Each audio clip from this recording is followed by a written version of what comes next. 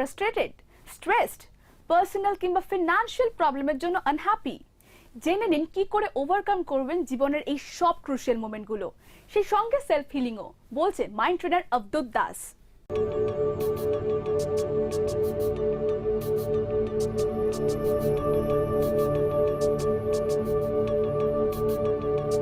नमस्कार, मैं हूं अवधूत दास। मैं माइंड ट्रेनर हूं। सबकॉन्शियस माइंड का ट्रेनिंग कराता हूं। सबकॉन्शियस माइंड यानी हमारा जो है अवचेतन मन। एक तो चैत्य मन है, बाहरी मन, एक है अवचेतन मन जो हमारे बाहर के मन के अंदर है, नीचे है, छुपा हुआ है, जो हमारे भावनाओं को नियंत्रण करता है, हमारे मूड्स को, हमारे थॉट्स को, हमारे बिलीफ सिस्टम को, उन चीज़ों को जो नियंत्रण करता है वो है सबकॉन्शियस माइंड। कभी कभी ऐसा हो सकता है आप किसी कार्य के लिए जा रहे हैं परंतु कोई दूसरी चिंताएं आपके मन में बैठी हुई हैं। एज ए रिजल्ट उस कार्य में जब आप हैं तो अपना पूरा दिलो जान उस पर डाल नहीं पा रहे हैं, क्योंकि आपके अंदर से वो दूसरी चिंताएं जो है वो खा रही हैं, आपको सता रही हैं। परंतु अगर आपके पास एक ऐसा टेक्निक होता जिससे कि आप जो अंदर जो चल रहा है, आपके जो इनर वॉइस है जो कि आपको परेशान कर रहा है, तकलीफ डाल रहा है, रोके रखा है आपको, उसको हटा सकते और आपके हाथ में जो टास्क है, जो कार्य है, उस पर पूरा अपना 100% डाल सकते, तो कितना अच्छा होता। यही है अवचेतन मन का नियंत्रण, सबकॉन्शियस माइंड का कंट्रोल। इस पूरे सिस्टम को जब हम समझ जाते हैं ये क्या चीज़ है। हमारा जो ब्रेन है, ह्यूमन ब्रेन, उसके 2 हेमिस्फेयर्स हैं, 2 पार्ट्स हैं, लेफ्ट हेमिस्फेयर और राइट हेमिस्फेयर। ऐसा रिसर्च करके देखा गया है कि लेफ्ट हेमिस्फेयर जो हमारा ब्रेन का है वो हमारे शरीर के बाहरी इंद्रियों को नियंत्रण करता है और हमारे बॉडी के एक्सटर्नल एक्टिविटीज़ को कंट्रोल करता है।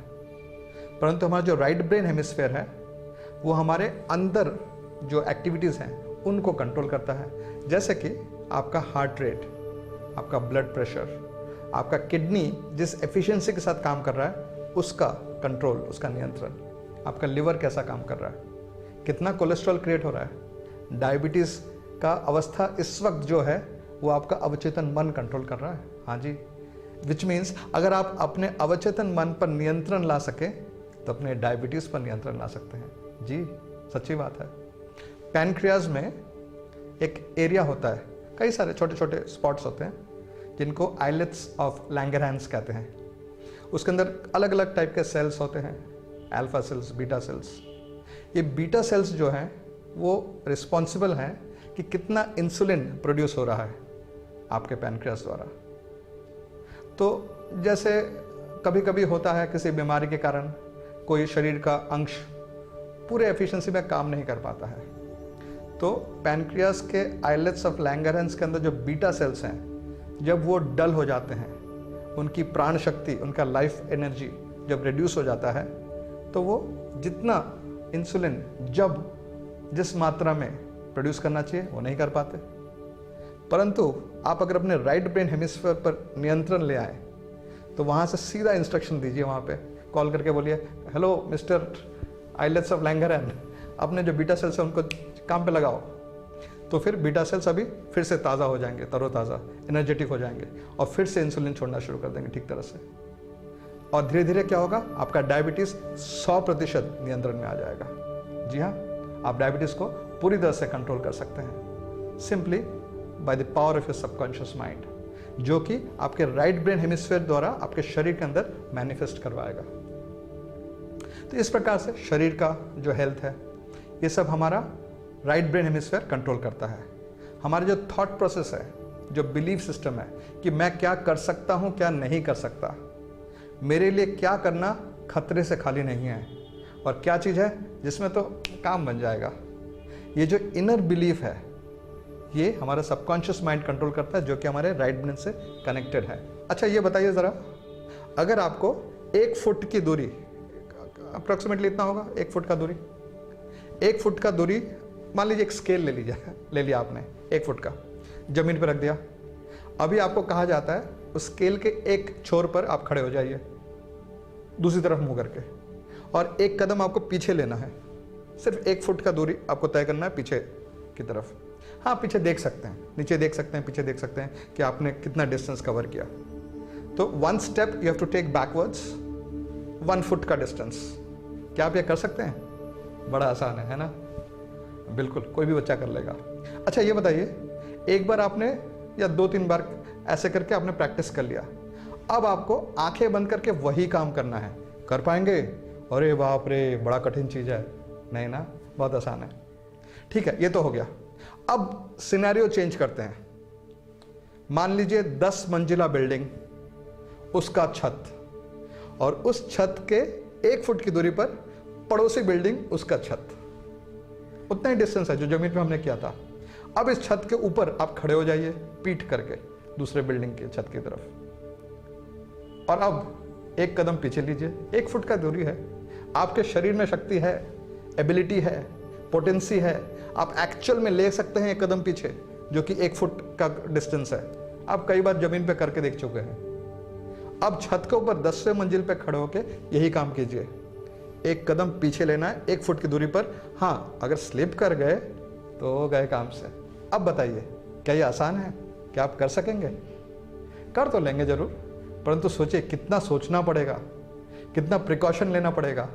शायद अपने दोस्त को सामने खड़ा करेंगे, बोलेंगे दोस्त मेरा हाथ पकड़, मैं 1 कदम पीछे ले रहा हूँ, और वो भी हल्के फुल्के दोस्त को नहीं, किसी हट्टे कट्टे पहलवान को अपने सामने खड़ा करेंगे। शायद जस्ट फॉर गुड मेजर्स अपने कमर में रस्सी बांध के सामने वाले किसी खंबे पे बांध देंगे कि अगर दोस्त से छूट गया तो मैं गिरूँ तो ना। और पीछे भी हम किसी को खड़ा कर देंगे, अरे पकड़ना मुझे, ठीक है। और शायद यहां तक भी हो सके हम खड़े खड़े ये काम करें ही ना, हम थोड़ा बैठ जाएं, पूरा बॉडी वेट एक पैर पे ले लें और क्राउच करते हुए एक पैर पीछे धीरे धीरे करके सरका के उस दूसरे वाले बिल्डिंग पे रखें, और फिर धीरे धीरे बॉडी वेट को शिफ्ट करके वहां लेके जाएं। पर ये तो बड़ा आसान काम था, इतना कठिन कैसे हो गया? क्योंकि हमारे मन ने हमको कहा कि ये जो एक्टिविटी है ये खतरे से भरा हुआ है, बहुत कठिन है। एज अ रिजल्ट जो काम हम यूं कर सकते थे, वहां पे हमने बहुत सारा समय लगाया प्रिपरेशन करने के लिए, उतना काम करने के लिए जिसके लिए प्रिपरेशन की जरूरत नहीं थी। हमने उतना काम करने के लिए कितना सारा प्रिकॉशंस लिया, जो कि सब अनवांटेड था, अननेसेसरी था। ठीक उसी प्रकार से शायद आप एक नए बिजनेस वेंचर में प्रवेश कर रहे हैं, जिसमें असल में कोई रिस्क नहीं है, असल में आप उसको कर सकते हैं बड़ी आसानी से। या किसी परीक्षा के लिए तैयारी कर रहे हैं, जो आपके लिए बड़ा आसान होगा, या कुछ और मे बी कुछ रिलेशनशिप का कोई इशू है जिसको आपको हैंडल करना है, एक्चुअल में आपके लिए बड़ा आसान है वो, परंतु मन में डर बैठ गया, पता नहीं क्या खतरा होगा, कितना रिस्क होगा, प्रिकॉशंस ले लूं, तैयारी कर लूं। ये करते करते आप पीछे ही रह गए, दूसरा सामने आया और बाजी मार के चला गया, वो हो गया सक्सेसफुल। क्योंकि सबकॉन्शियस माइंड पे कंट्रोल नहीं है। तो मैं जो सिखाता हूं सबकॉन्शियस माइंड कंट्रोल, इसमें सिखाते हैं कैसे left brain hemisphere, right brain hemisphere दोनों को एक साथ काम करवाया जाए, दोनों को एक दूसरे के साथ कम्युनिकेट करवाया जाए फ्रीली। सबकॉन्शियस माइंड और आउटर माइंड दोनों को एक दूसरे के साथ स्मूथली काम करवाया जाए। माइंड बॉडी कोऑर्डिनेशन कैसे इंप्रूव किया जाए, प्लस सेल्फ, हम जो स्वयं हैं और जो जगत है हमारे चारों तरफ दुनिया, उसके साथ हम दोनों का जो एनर्जी में कंपैटिबिलिटी कैसे इंप्रूव की जाए, so that our efficiency can improve in no matter what activity we do. भले ही वो हेल्थ का मामला हो, एजुकेशन का हो, रिलेशनशिप्स का हो, बिजनेस का हो, या स्पोर्ट्स, स्पिरिचुअलिटी या सोशल लाइफ का हो। इसको शॉर्ट में कह लीजिए HERBS, HERBS, health, education, relationship, business, sports अथवा सोशल लाइफ अथवा स्पिरिचुअल लाइफ। सो ये सब अपने माइंड के द्वारा कंट्रोल कर सकते हैं। होता कैसे ये सब, शॉर्ट में बता देते हैं। हमारा ब्रेन किन चीज़ों का बना हुआ है? न्यूरॉन्स का बना हुआ है, नर्व सेल्स का। न्यूरॉन्स का स्ट्रक्चर आपको पता ही है, एक्सॉन, डेंड्राइट्स। जो एक्सॉन जो है, एक्सॉन का यहाँ पे देखेंगे आप है एक्सॉन टर्मिनल एंड्स, और जो डेंड्राइट्स है नीचे वहाँ पे होगा डेंड्राइट टर्मिनल एंड्स। एक न्यूरॉन और दूसरा न्यूरॉन फिजिकली टच नहीं करता, थोड़ा सा डिस्टेंस रहता है। इस डिस्टेंस को हम कहते हैं सिनेप्टिक क्लेफ्ट। तो जो खाली जगह है दोनों न्यूरॉन्स के बीच में, वहाँ पे सिनैप्स होता है, कुछ लोग साइनैप्स कहते हैं, कुछ सिनैप्स कहते हैं, SYNAPS। तो होता क्या है, न्यूरोट्रांसमीटर्स छोड़े जाते हैं डेंड्राइट्स द्वारा, एक्सॉन टर्मिनल एंड्स में कैच होता है, जैसे बॉल फेंका, बॉल कैच किया, न्यूरो रिसेप्टर्स उस न्यूरोट्रांसमीटर्स को कैच करते हैं। तो ये जो न्यूरो ट्रांसमिशन हुआ इसे कहते हैं इलेक्ट्रिकल सिनैप्स, यानी इलेक्ट्रिकल एक्टिविटी। इसको मेजर भी कर सकते हैं, आपको तो पता ही होगा। जैसे हार्ट के लिए हम यूज करते हैं ECG मशीन, जैसे ब्रेन के लिए यूज किया जाता है EEG, यानी इलेक्ट्रोएन्सेफेलोग्राम अथवा इलेक्ट्रोएन्सेफेलोग्राफ, EEG मशीन। EEG मशीन क्या करता है?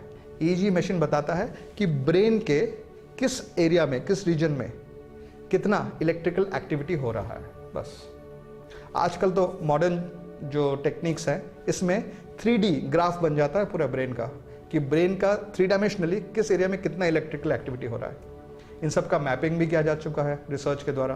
तो हम ये भी बता सकते हैं कि ब्रेन का जो एरिया पे जो इलेक्ट्रिकल एक्टिविटी होता है वो असल में शरीर में क्या कर रहा है।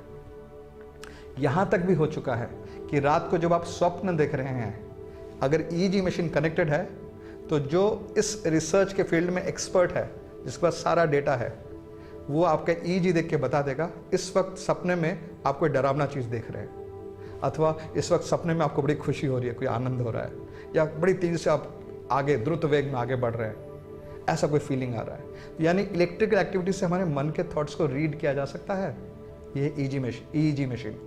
सो EEG में क्या हुआ, इलेक्ट्रोएन्सेफेलोग्राफ से पता चला कि हाँ भाई, ब्रेन में इलेक्ट्रिकल एक्टिविटी तो होती है, पर ये इलेक्ट्रिसिटी अपना AC/DC वाला इलेक्ट्रिसिटी नहीं है, ये है बायोलॉजिकल इलेक्ट्रिसिटी, इसमें करंट नहीं लगता।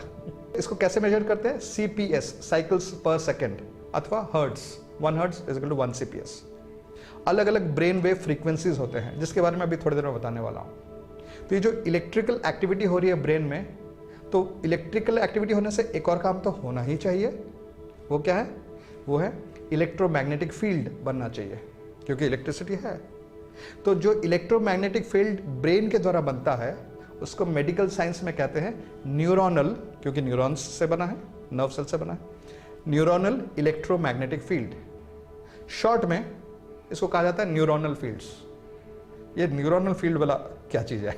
अरे वही है जो हम लोग दिनचर्या की भाषा में कहते हैं ब्रेन वेव्स, उसी को न्यूरोनल फील्ड्स कहते हैं।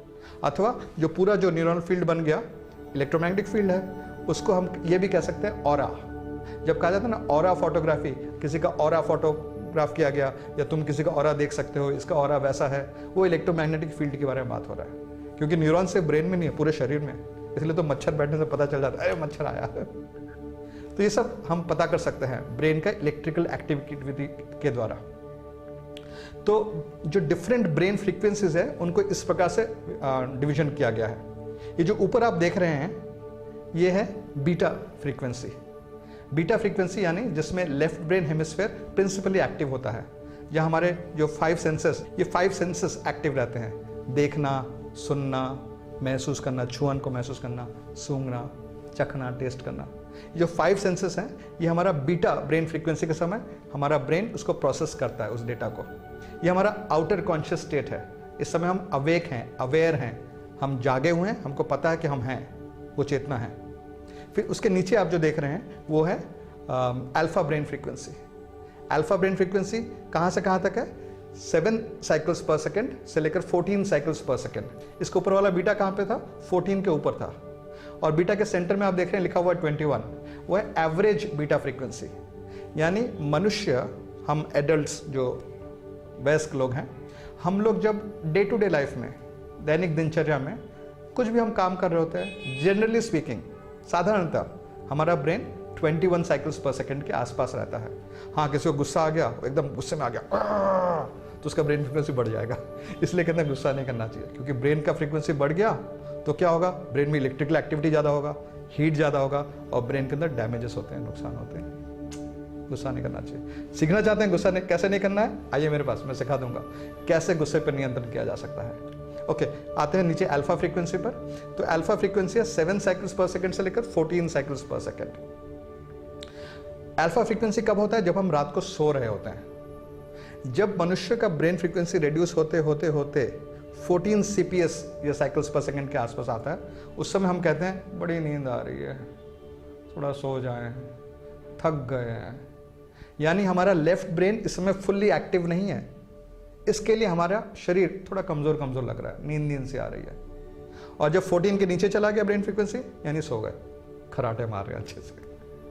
तो ये जो लोअर ब्रेन फ्रीक्वेंसी है अल्फा का, उस समय क्या होता है, उस समय हमारा राइट ब्रेन हेमिस्फीयर जाग जाता है, बोलता कि हाँ हुक्म मेरे आका, क्या हुक्म है, पर हम तो सो रहे हैं, हुक्म देने के लिए हम तैयार ही नहीं है। तो हमारा right brain hemisphere alpha frequency में काम करता है, left brain hemisphere beta frequency में काम करता है। बीटा में साधारणतः अधिकतर लोगों के केस में राइट ब्रेन हेमिस्फीयर काम नहीं कर पाता।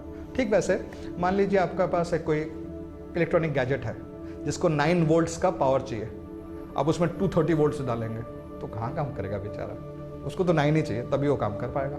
तो उस प्रकार से राइट ब्रेन को लोअर ब्रेन फ्रीक्वेंसी चाहिए अल्फा थीटा डेल्टा का, और लेफ्ट को हायर पावर चाहिए यानी बीटा फ्रीक्वेंसी। सो अल्फा के नीचे जाके हम देखते हैं थीटा फ्रीक्वेंसी। थीटा है 4 साइकिल्स से लेकर 7 साइकिल्स पर सेकेंड।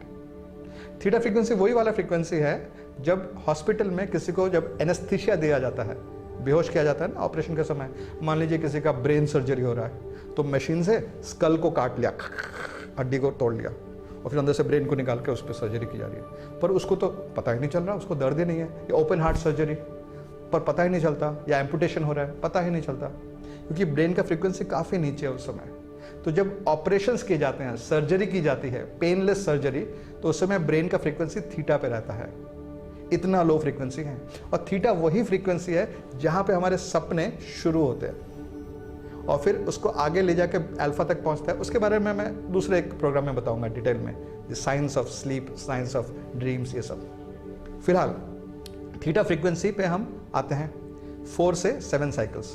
उससे भी गहरा सबसे लोएस्ट फ्रीक्वेंसी है, उसे डेल्टा फ्रीक्वेंसी कहते हैं। तो बीटा था अवेक स्टेज, जागे हुए अवस्था में, अल्फा थीटा था सोए हुए अवस्था में। डेल्टा कौन सा अवस्था है? डेल्टा है जब ब्रेन फ्रीक्वेंसी इतना कम हो चुका है कि सिर्फ 1 सेकंड में 4 वेव्स बन पा रहे हैं। 1 वेव, दूसरा वेव, तीसरा और चौथा, 4 वेव्स बने 1 सेकंड में, 4 साइकिल्स पर सेकंड। डेल्टा फ्रीक्वेंसी यानी ये व्यक्ति कोमा में है। जब कोई इंसान हॉस्पिटल में आईसीयू में मान लीजिए कोमा में है, तो उसके अंदर एक्टिविटी कहाँ हो रहा है? वो कहाँ सोच समझ के बात कर रहा है, कहाँ वो देख रहा है उधर उधर, हाथ वाथ हिला रहा है? नहीं कर रहा ना। उसके अंदर ऑटोमेटिकली कुछ चीज़ें चल रही हैं, minimal activities of the body and organs. तो इसके लिए ब्रेन के पास थोड़ा कम चीज़ है करने को, तो वो हो गया डेल्टा फ्रीक्वेंसी। साइंस को उतने अच्छे तरीके से पता नहीं है कि डेल्टा में एक्चुअल में क्या क्या हो रहा है। हाँ, डेल्टा वही फ्रीक्वेंसी है जिसमें साधु संत लोग, महात्मा लोग समाधि अवस्था में चले जाते हैं।